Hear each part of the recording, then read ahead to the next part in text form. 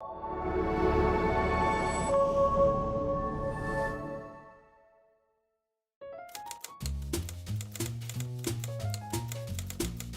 to the Dawson Creek podcast. Not with our special guest, Dave McGowan. Now, onto the show.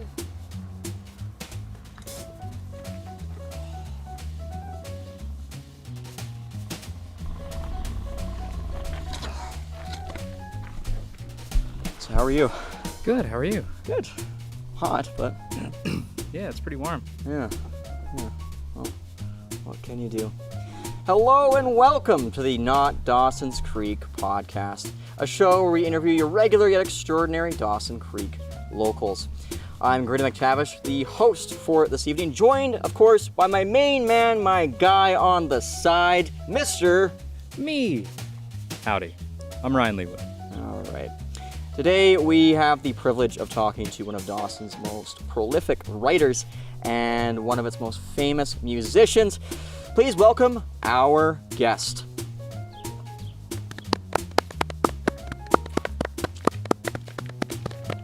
Thank you. How are you? So far, I'm doing quite well. Good. So, Mr. Dave McGowan, is it Dawson's Creek or Dawson Creek? It's certainly Dawson Creek, and it's not Dawson City either. You know what's funny? We use that a lot in our movies, Dawson City. I don't know why. We try to make it a fictional spot, but then it always turns into Dawson City, and then we forget that's a real place. I've done a couple medical things in Edmonton, and you go in there and you talk to the doctors, whatever they happen to be doing. Oh yeah, I come down from Dawson Creek, drove down this morning. Yeah. Oh, that must have just this morning. You must have left awful early. No, not Dawson City. So it's always either Dawson's Creek, it's always either Dawson City. We never get it to Dawson Creek. But before we get more into complaining about our wonderful town name, Dave, I want to kind of focus in on you. So, of course, at the top I mentioned that you're a musician and you're also a very prolific writer in our area. Dave, were you born and raised in Dawson? I was not. I was born in Collingwood General and Marine Hospital in 1949.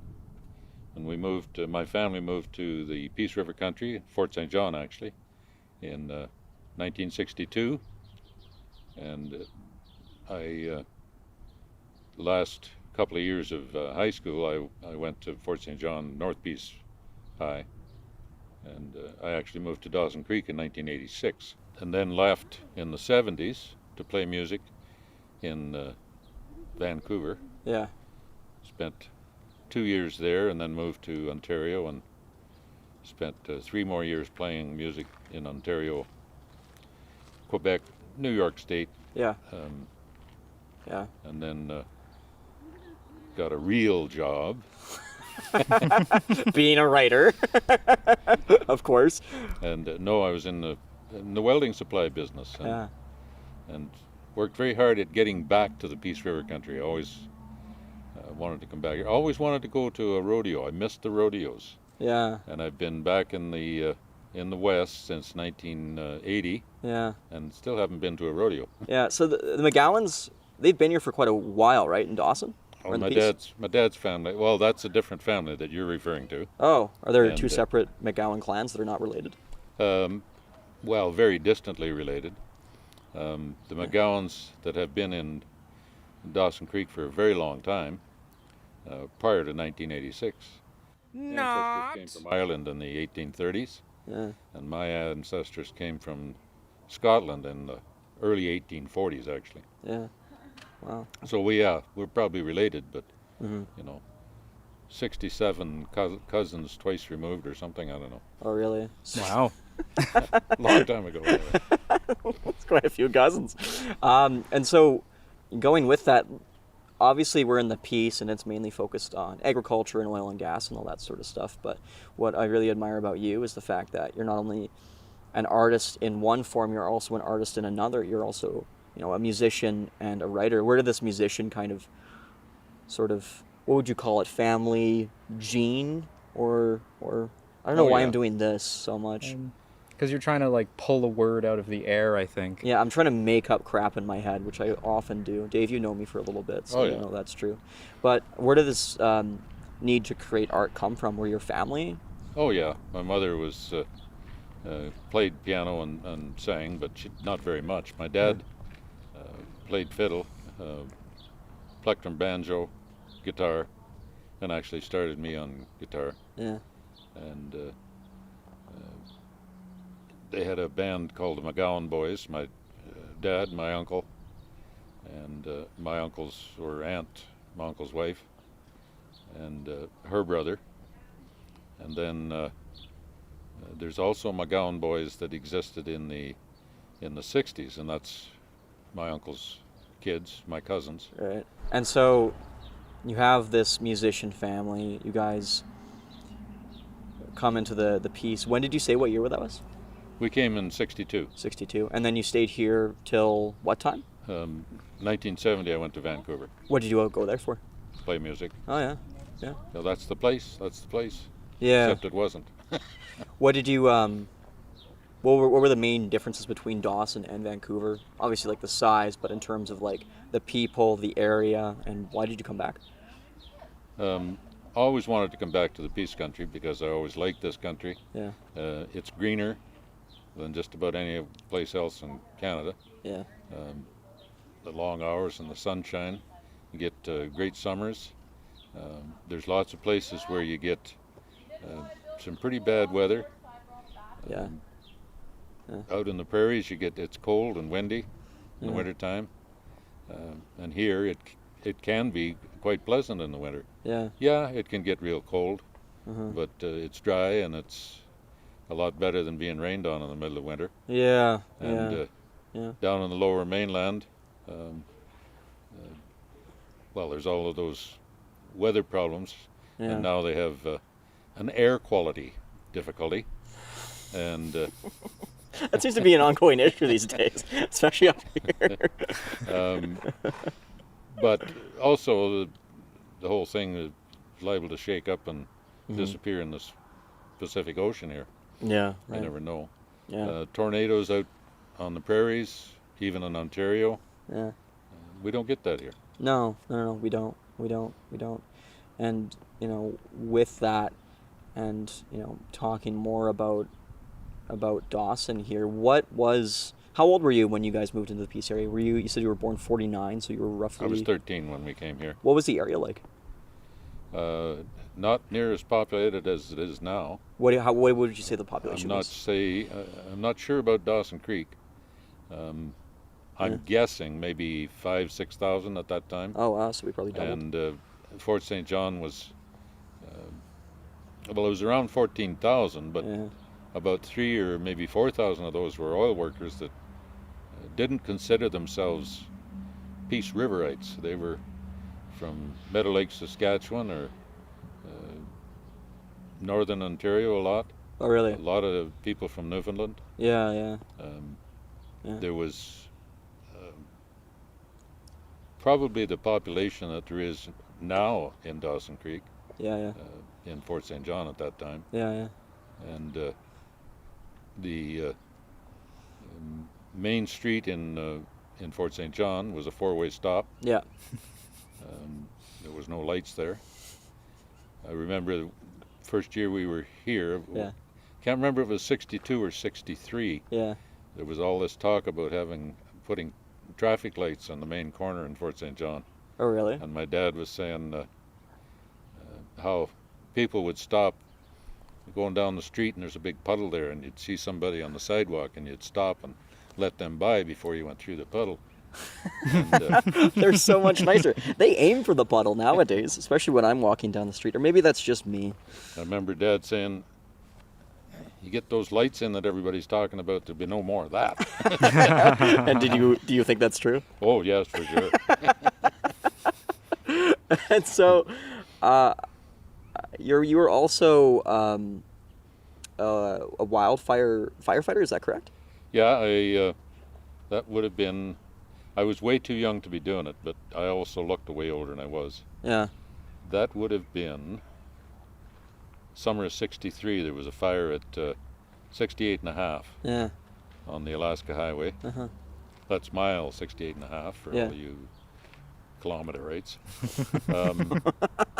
But So, are you a mile guy before you get into it? Are you a mile guy or a kilometer guy? I'm a mile guy because I was raised in miles, and then in the 6 years or whatever I've spent in Windsor, Yeah. that's right across from Detroit, and everybody was talking miles and Yeah. Fahrenheit at that time. Yeah. Yeah. Are you a kilometer or a mile guy? I'm a kilometer guy. Oof. Oof. Yeah. Neither one. I'm the minority that pronounces it kilometer. Yeah. What's wrong with you? Well, it's like millimeter, decimeter, kilometer. It's not millimeter, right? That's sort of how I was raised. It's like, are you a millimeter guy, like, or a mile guy? Yeah. Such a fascinating fellow. I apologize for Sorry going about that. so off course. Well, you were saying mile. Well, it's time for me to go. Yeah, Dave, I don't blame you. But you were saying that you were on, was it mile 68? Yeah, 68 and a half. We went 68 in, and a half. Friday. Yeah. I had applied, and they picked us up Friday morning. And we left the what do you call it, forestry building in Fort St. John at 10 o'clock, 9:30 maybe. Yeah. So that would have put us up at the fire site at about an hour later, Right. and set up these two big wall tents, and everybody's talking. And the one guy says, he turned to this one young fella. Most of the guys were Aboriginal, and as a matter of fact, the foreman was Aboriginal. Yeah. And I think there was 3 of us that were of European descent. Yeah. And this one guy, red-headed fella, he said to the foreman, he said, "I should warn you that I'm only 16. Well, you can stay here and help the cook. Charlie, you're the cook." And so I just kept my mouth shut because I was 14.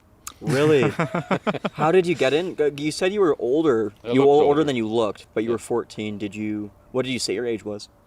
16. You were 16? Yeah. Okay. Well, actually, we were walking down towards the fire. Yeah. Had a shovel, and we're headed towards where this fire is. There was a D6 Caterpillar Yeah. supposedly cutting a fire line, but he was cutting it about a mile from the fire. So that by the time the fire got to the line he cut, it was roaring pretty good, and I jumped the line. But Yeah. anyway, we were walking down towards the fire, and Yeah. this foreman, he said, "How old are you?" I said, 16. "Well, you be careful out there." Okay, whatever. Why did you have a desire to like go out and fight fires when you're 14? Was it just like a call to duty, or you just wanted to? Because I wanted to have some decent clothes to wear, and the forestry paid, I think it was $1.65 an hour. Big bucks. That's what we pay our Mac Wood crew. So anyway, I worked on, and I was smoking then too. Yeah. Well, I smoked for probably 60 years, Yeah. but it seems to me it was just about 48 hours before we slept. Yeah. And sometime that afternoon, I asked the forestry guy showed up to see Yeah. how things are going, Yeah. Yeah. and I said, "Can you get me a carton of cigarettes?" And he said, "Sure." And he threw me a package. Yeah. And by the time Sunday rolled around and it rained, and we pretty well had her under control, about half of that carton was gone Wow. because we were working. It completely wore out Yeah. by Yeah. the time we got around to Yeah. getting rained on. Yeah. Yeah. And then year after that, I worked for the Penalty Ranch, Uh-huh. and Where was that? that was on the south side of the Peace River, Yeah. across from where the old fort is. Hmm. There's a bend in the river there, and there's a nice flat with some awesome black, thick loam. Grows some great crops there. Yeah. And Wow. the fellow that ran it was Rennie Denon, who came to this country in 1924, I think. I'm not sure of the year, Yeah, yeah, but he was one of the pioneers. yeah. This Peace River country was opened up for the Homestead Act in, I'm not sure of the year, Mhm. but it was right around the time of the First World War. Oh, really? So it was after the First World War that the big influx of pioneers. Oh, wow. Wow. And Rennie was one of them. And Yeah. so a lot of the stories that I write started out as maybe a story from Rennie Denon, or maybe a story from John Brown, who was another pioneer here. Hmm. He came quite a bit earlier. He came on his way to the Yukon, to the Klondike Gold Rush. Yeah. And as far as anyone knows, no one ever made it to the Klondike through the Peace River country for that gold rush. And as a matter of fact, there was 2 troops of Northwest Mounted Police that attempted to come up and see if there was a trail. Hmm. One of them was in, I think, 1896, I think it was. Yeah. And they built the first jail at Fort St. John on the south side of the river where this Pendley Ranch was. Yeah, yeah. And I believe it was in 1908 that the British Columbia police actually took it over. Really? Um, Wow, wow. and I think, I could be wrong about this too, but I think it was manned by a Northwest Mounted Policeman until the BC police came in, even though it was the BC police area. Really? Why was that? There was no reason for the Mounties that they had to come up to the Peace River country. Right, They right. had their own problems. But anyway, they come up here, and as I said, I think it was 96, Right, right. and they gave up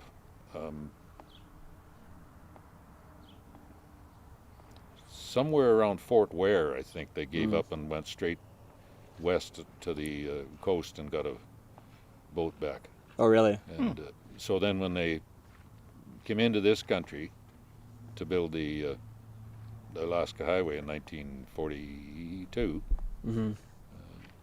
a lot of the old pioneers, like John Brown, who had tried, Hmm. and some of the early police officers, they said it can't be done.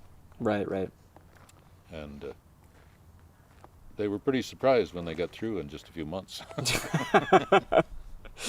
And so, you know, obviously you've done a great many things, but a lot of people know you from the novels you've written. So when was the first time, because you write mainly historical fiction, That's correct. and when did you start writing historical fiction? Well, historical fiction was, my wife and I were on the road as a duo from 86 until 91, I think it was. Yeah, yeah. And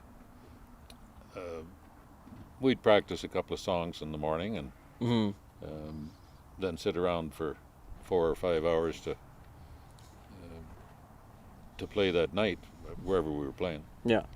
and think about all the things we could do at home, like splitting wood or All the such. fun stuff. And because she could see the my desire to get doing something, Yeah, my wife Karen said, why don't you write some of your stories? yeah, And this is stuff that I had picked up over the years, like I said a few minutes ago, yeah, from some of the pioneers. So I started writing some of those stories and yeah. found that there wasn't enough in them, so you had to expand on this story and so that the actual reader Yeah, could understand what I was saying. yeah, yeah.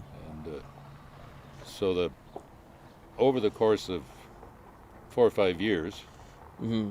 I developed some of these stories, and then in '96 I published the first one, Oh, really? The Great 96. Liquor War. Great Liquor War. And so that features Hank James. Does he reoccur in any of your other novels? Yeah, he reoccurs in Homesteader, Yeah, Finding Sharon, yeah. and well, the Liquor War takes place in Farwell, Yeah. which is actually it's at present day, it's an area near Revelstoke. Right. And Revelstoke was named after one of the ministers of the federal government at the time when the railroad was finished near there. Yeah. And then the second book, The Homesteaders, takes place in Calgary area. And I tried to include various historical things. I read in one of the BC police true stories about how the BC police and the Northwest Mounted Police disagreed over who had jurisdiction of liquor sales. Yeah, yeah.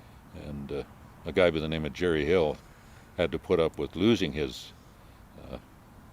liquor over the thing. But anyway, that I created a fictitious story around that event, and that was the Great Liquor War. And then the following year, there was one of those winters that's killed a lot of livestock and a lot of wild stock too. Yeah. In the west, it was the winter where apparently there were cattle with brands from southern Alberta. Yeah.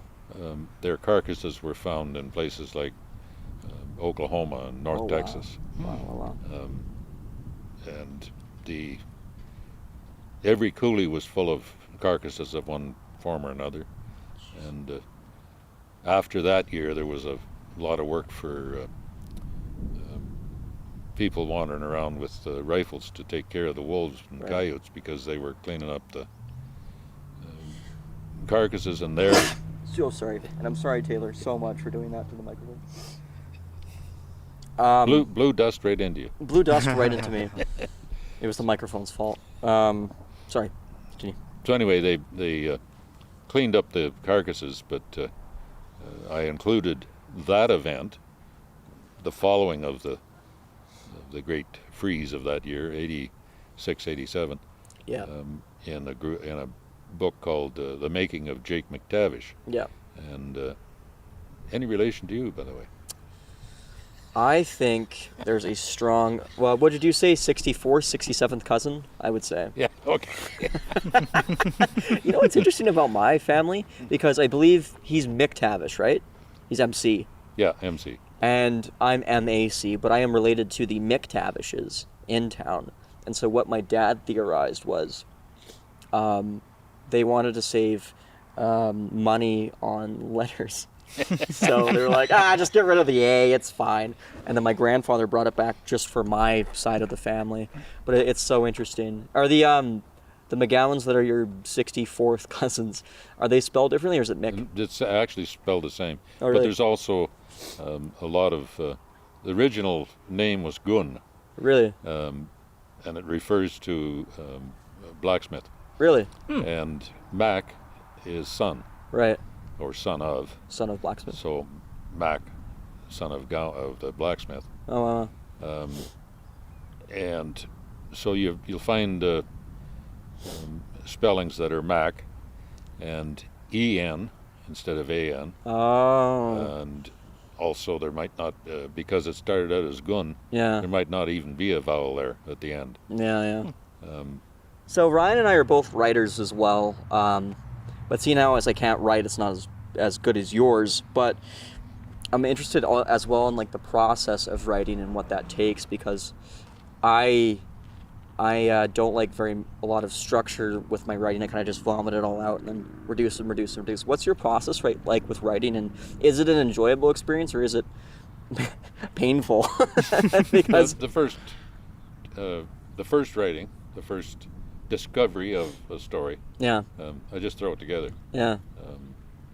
Throw the story together. The second or third rewrite, I don't mind. About the fourth or fifth time, I'm starting to straighten out the wheres and the wers and the theirs and the theirs. And that's starting to get, I've had enough of this. But the first two or three writes, first off, it's all fresh. And we're just writing got to tell this story. I got to do.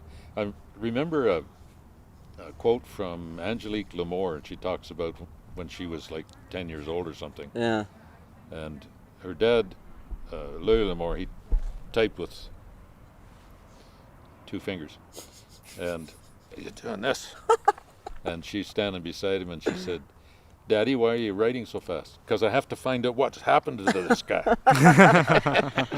Yeah, and it's interesting because it's like, I don't know if this happens to you, but I kind of just get into the character's mindset and I kind of just start following them, and they have their own voice. I imagine that happens with Hank James or Frank Spencer from The Great Liquor War, right? Like, has that happened to you? Yeah. Where you just kind of, they have a mind of their own, and you're like, whoa, I wasn't expecting that. Yeah. Yeah? You get in, and that's one of the things I like about computers. Yeah. When I first started, it was a Cha-ding. small typewriter that we Yeah. carried with us along with our musical equipment. Yeah. And if you decided to change something in chapter 6, you had to go back to chapter 1 because that changed the whole story. Yeah. Um, It's like non-linear. but with a computer, if you get to chapter 6 and you stop for a minute and you say, "Well, no, he wouldn't do that. Mm. No, he's such and such. He's a pioneer, or he's a farmer, or he's a businessman. Yeah. So he wouldn't do that. There's no way he would do that. So Yeah. if he's not going to do that, then he wouldn't do such and such back in chapter 2 either. Yeah. So you got to change that, which changes pretty much the whole thing. But with a computer, you can change that paragraph Yeah. and the paragraph in chapter 4, which pertains to it, Yeah. and then you get back to where you decided that none of this would work. So now you haven't had to rewrite the whole thing. Yeah, exactly. Do you think that's a good or a bad thing because I'm making this episode all about me, so I hope that's okay, because I'm a narcissist. But with me, He does this. I do that a lot. Frequently. I do that a lot. I find that I overthink things, and I have to get everything exactly perfect in my first initial draft, just because it's so nonlinear and so easy to go back. I find that one of the skills that I found writing a first draft is like you kind of just have a dictaphone or like a microphone, and you just speak into it, and then it just allows you to be more linear, and you don't have to go back and do that. Do you think that is a hindrance to new and aspiring writers to have it nonlinear, or is it like this is just so much more simpler than busting out the typewriter, having it weigh a million pounds as you're hauling it around with your music equipment? What do you think is easier in this day and age and better for the writing process? Depends on the person that's doing the writing. Yeah. What you're talking about is no way in Yeah. hell I could do that. Yeah. Just couldn't happen. Yeah. And the other advantage, I think, for me anyway, Yeah. in doing it the way I do, Yeah. there's going to be some spelling mistakes, or maybe one of the wheres and whirs I was talking about a minute ago, Yeah. that I'm going to catch Yeah. when I go back to change this particular circumstance. Right. And then I'll say, well, there was something else that I think, and I could catch the next one too, Oh, okay. you know, Okay. and change that. That means at that particular minute, for probably an hour and a half, you're not going to write anything new, but you're going to fix up some of the stuff that you were in too big a hurry, Yeah. you know, and so I think it works, for me anyway, it works out to be a better story. Yeah. Right. And that's an important thing to me. I think of a couple famous historical fiction writers who, particularly on horses, they'll have a guy riding a double rig saddle, Yeah. and you get down in there 3 or 4 paragraphs, and all of a sudden he's riding a centerfire saddle. And how come he changed saddles? There's a famous example of a guy who changes horses and saddles, Yeah. and goes across a rope bridge, Yeah. across a canyon, and a couple of chapters later he takes the moccasins out of the saddlebag that he always carries. Except he changed horses and saddles, so where'd the moccasins come from? So it's better clearing up the moccasin issue with a nonlinear sort of writing process. Yeah. Yeah. Yeah. So, and that's one of the, to me, is the most important thing for any writing. I think I've written, I think Partners, Mm-hmm. I was really happy with Mm-hmm. at about the third rewrite. Is it your favorite novel you've written? Pardon me? Is Partners your favorite novel you've written? I think Jake McTavish is probably my favorite. Good choice. Um, Just but the last anyway, you get through Partners, and I really liked what I'd done on the third draft, Mm-hmm. the third time through. Yeah. But you still have to go through it 3 or 4 more times, Yeah. because there's going to be spelling mistakes. There's going to be lots of mistakes. Mm-hmm. And the other thing is, if you've written it, you're going to have a big problem editing it. Yeah. I don't know how many times, particularly now that I'm recording them. Mm-hmm. You catch a lot of stuff when you're recording them. Yeah, yeah. But there'll be 2 its, 2 ands, and That's you didn't classic. see it when you read it through the 3 times you edited it. Yeah. You didn't see those 2 ands Yeah, yeah. because it's what I wrote. It's what I wrote. And I've had editors, people close to me. Yeah. One very good one, who's my daughter. Mm-hmm. She edited it for me. Mm-hmm. First one or second novel. Yeah. And she said she had to do it 3 or 4 times because each time she read it, she'd get the first time she was about halfway through and she started to actually read it. Mm-hmm. And she didn't edit in anything. Mm-hmm. So then she had to start it over again. Was she too invested in the story, or? She get involved in the story and started good reading sign. the story and wasn't doing what she was supposed to be doing. Yeah. Well, that's what you always want as a writer. You know, it's all Well, about yeah. turning the next page. Yeah. Yeah, so that's always good.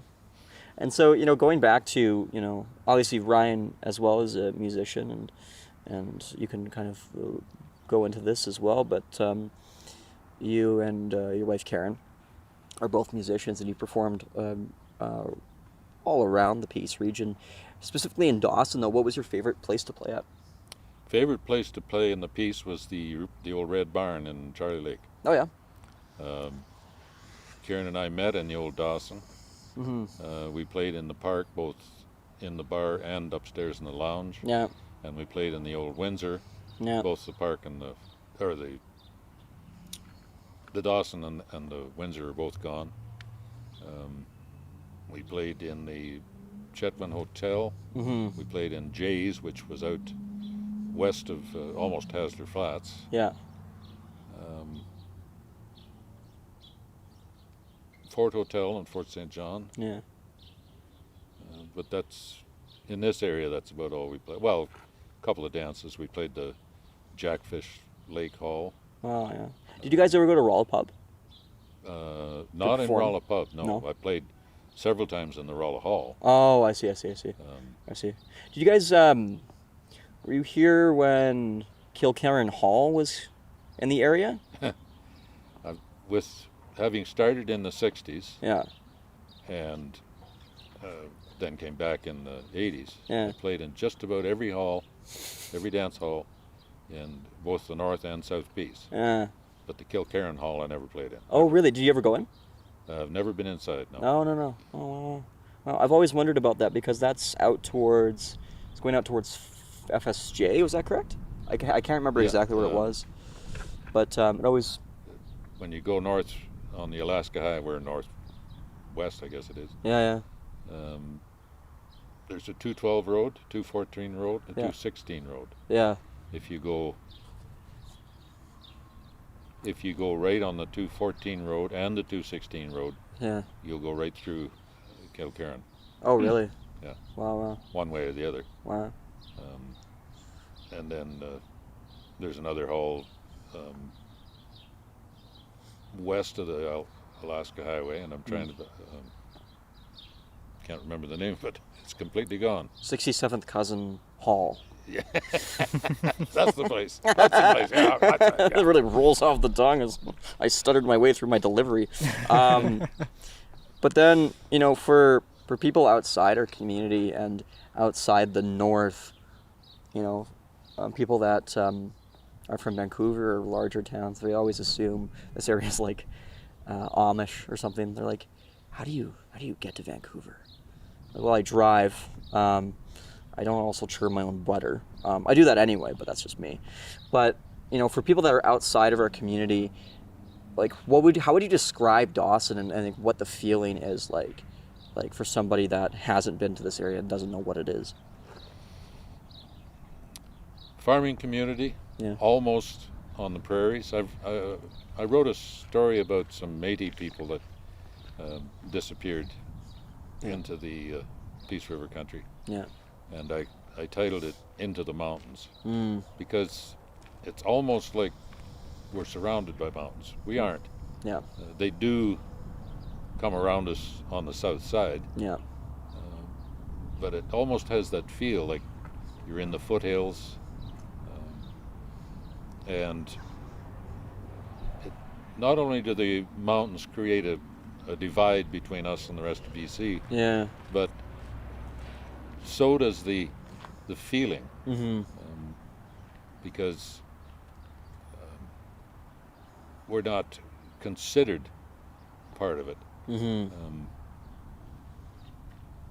There's a lot of great cattle country down in the interior of BC, Yeah. but a lot of those cattle are finished Mm-hmm. in the Peace River country because Yeah. it's greener, Yeah. and there's more to finish those animals with. Yeah. There is virtually no petroleum industry Yeah. in the rest of BC, Mm-hmm. and it's a big income of this area. Yeah. And when you add up the dollars compared to the rest of BC, I don't think the petroleum industry can be beat by anything except lumber, Mm-hmm. and even that has fallen off to it's probably under the petroleum industry. Yeah, I would say so too. Yeah. Yeah. Yeah. No. And of course the interior has much more mining, that even though petroleum falls under mining. Yeah. Yeah. What we think of as mining, digging up the rock, Mm-hmm. is a big deal in the rest of BC, and it's not a big deal here. Right. Right. Right. Well, how would you describe Dawson as well? Just curious. Definitely a farming community. I think that's actually generally how I do describe it when people ask me. Just like a farming community. Yeah, we're a farming community kind of through and through. Mm-hmm. Everybody that I grew up around, like I grew up in Eris, not Dawson. So Where is Eris in relation to Dawson? It's on the west side. Okay. Yeah. West side. West side. Yeah. Yeah, that's great. Yeah, farming community, really close. Everybody here is really friendly from what I've been able to discern. Except you and I. Yeah, except you and I. We're terrible. We made Dave come out in the heat in Pioneer Village. Yeah. Also, I'm so sorry to interrupt. We are in Pioneer Village. I forgot to mention that on camera. Pioneer Village is run by the South Peace Historical Society in the Mile Zero trailer and campground. Park and campground. Park and campground, and they've always been terrific to work with. We actually shot one of your trailers for one of your novels here. That's true. Yeah. And it came off really well. It did. And thank Yeah. you for Yeah. a good job. Well, thank you. Thank you. We obviously couldn't have done it without your storytelling ability. We were just inspired by that. So I'm so sorry I cut you off, and then I just could change completely It's the okay. conversation. No, Can you that- finish what you're saying before I ask Dave the next That question? usually happens. I was about to go on a tangent of my own. Go for it. Go for it. I'm so sorry. I was outside the office yesterday, and this couple was walking between our office building and the building next to us, and the gentleman yelled out to me. He said, "Hey, how are you?" And I went, "I'm doing great. I'm enjoying the sun. I'm just glad it's not raining." And he said, "Oh, we could use more rain. It's good for the crops." And I said, "It certainly is. We do need more, but I'm still enjoying the nice weather." And he said, "Me too. You have a great day." I said, "You as well." That's an interaction you can't have in a larger city center. No, you would say, "How was the day?" And they said, "Get out of my way and stop talking to me." Yeah, like we have these brief little conversations with people that we don't know. That was a big B. Yeah. And they're wonderful interactions, and that's sort of what I know Dawson for, is Wonderful. just the little things. Yeah, you wouldn't get that. None of the places in Ontario that I lived Yeah. or worked. Yeah. Wow. No. Wow. But going back to the trailer again, sorry for interrupting you. Oh, it's all right. I'm used to it. Can you tell me your life story? And no, so you've had a number of trailers done. How does it because your medium is obviously just words. How does it feel to see your stuff in a more visual way and seeing it kind of come to life? Like, what does that feel as a writer? I guess I have to go back to compare. I think I had 4 done. Yeah. Through an earlier publisher. Yeah. And they had no idea what I wrote. They didn't read any of it. They had no idea what I was talking about. The Great Liquor War. Yeah. I told them it was about trains, and they had a shot there that was, it must have been close to a minute long. It was just a camera alongside a steam locomotive on the left side, and you could see the wheels going. Big deal. And I wasn't impressed with any of it. Like, if I'd have had or could have found footage that I could have used, I could have made that. Yeah. You know, Yeah. anybody could make that, and they charged me for it. And your price was excellent, and you were writing something about or presenting something which was like what I wrote, or had to do with what I wrote. Yeah. Great. And you didn't. I didn't expect you to read the whole book just to do that. And It was a pleasure. I don't think a thinking person would have to, but anyway, I was impressed with the way. Thank you. And I think the biggest thing, you mentioned it a few minutes ago about your writing. I think I gave you a rough background. Yeah. And 2 or 3 days later, you sent me the script. And it's not the only thing you do. I was impressed with the speed too. Thank you. Well, it was just great working with you and just reading the story too. And we have all of your books, and we just constantly read through them as well, and they're just terrific reads. But well, thank you for saying that. But yeah, we didn't get a black horse though for Hank. We didn't get Blackie. Blackie's the name of the horse that Aaron Tremblay rides, one of the actors in the trailer. We didn't get Blackie. We got a really wonderful horse. How well are you around horses? Do you and Karen have a horse, or do you? We did have, but when did we sell Gunner and Fista? I think when we were on the road so much. Couldn't take care of them as much. We couldn't take care of them properly. Yeah. And I know I sold Fista to Stan and Maggie Large. Oh yeah. They had trail rides and whatnot they did on the Large Ranch up in the lower Cache Country. Just start again. Okay. Sorry about that. Yep. In the lower Cache Country. And I sold Fista to them.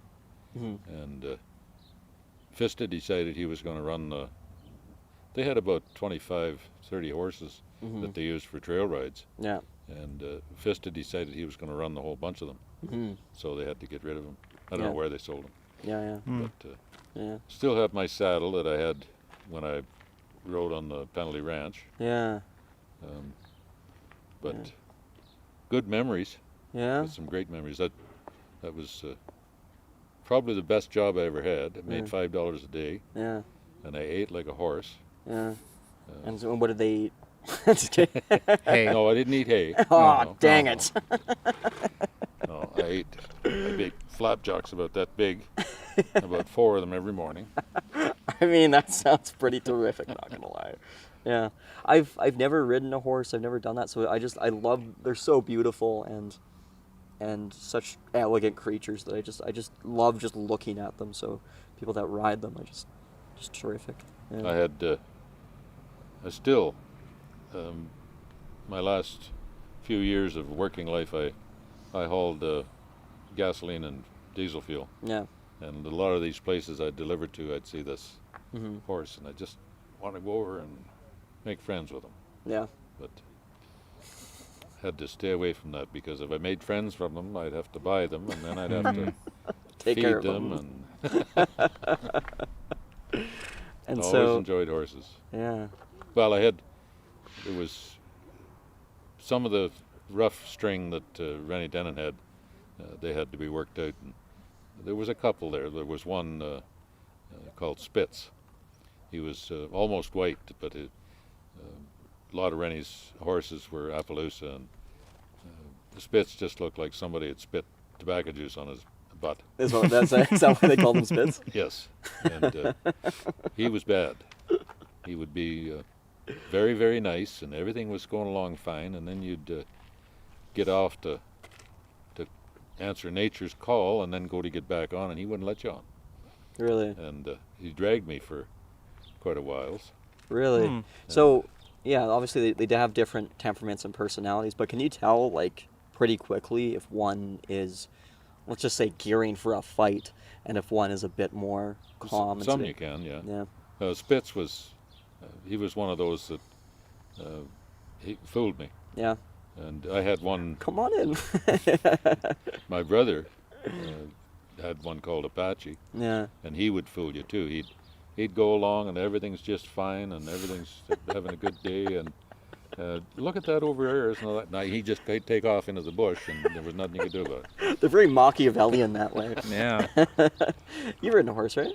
I have. You got thrown off a horse. I got someone. pulled off a horse by horse. someone. Yeah. The horse reared, and I've never ridden a horse well, but I have ridden a horse long enough to attend my girlfriend at the time's prom. Oh. So we were riding her horses down for red carpet, and like I said, I've never ridden a horse well. So the horse I was on did not appreciate my presence because I didn't really know what I was doing. I had a couple weeks of practice to get comfortable on the horse, but I also have sort of a light fear of horses, and I feel like they can tell when you're unsure of yourself on them. So we made it all the way to red carpet without incident, and then just surrounded by a bunch of people with an operator who did not know what they were doing. The horse got spooked, reared up, and somebody came up behind the horse while they were rearing, grabbed onto my collar, and pulled me to the ground. I was like, I probably could have stayed on that horse if you had not done that, but thank you. Yeah, it can get, and yes, you're right, they do. Some don't care, and that they usually wind up ending their life riding for kids. Mm-hmm. Yeah. But some care a lot. Yeah. And this is getting dangerous, and this guy on my back doesn't know what he's doing, and I'm going to leave. Yeah. It's time for me to get out of here. Yeah. They can feel that as well, eh? Yeah. They can trust that and feel that. And, well, in Rennie's case, the two horses that I'm thinking of, Jubal I rode a lot, and Jubal he was Spitz's brother, and he would do whatever you told him to do. He'd do it. Oh, really? And they were both about the same size, and they both had that ugly Roman nose thing. Actually, I think Spitz probably looked a little nicer than Jubal, Oh, really? but Jubal was by far the better horse. Yeah. Actually listened. And neither one of them were stupid. Yeah. But the one was just like, he thought he was a bit smarter than he thought. Yeah. That's Ryan and I's relationship, I think. Yeah. But Ryan is which actually one? smarter. Oh, I was going to say the same thing. We're not going to say which one. And then he said which one. So. Oh no, I'm very honest about my shortcomings. But yeah, I think we're gonna finish things up here. But before we go, thank you for coming on. Thank you for dealing with the heat in Pioneer Village and doing Well, it's all a beautiful day, and we might as well appreciate it. We might Absolutely. as well. Yeah, we might as well appreciate it. And I guess one final question is, if you could describe one thing you love about Dawson Creek, what would it be? Home. It's home. I like the weather mostly. Yeah. We don't have enough rain this year. We didn't have any last year. But all in all, the weather's good. The people are good. We've got green grass. We got green trees, as long as they don't burn down. It's just altogether a great country. It's very well put. It's very well put. Certainly. Awesome. Okay, let's head her out. And thank you so much, Dave. I'm stuck to my chair, I'm sorry. Yes, I'm stuck to this one too. I'll roll you out. Perfect.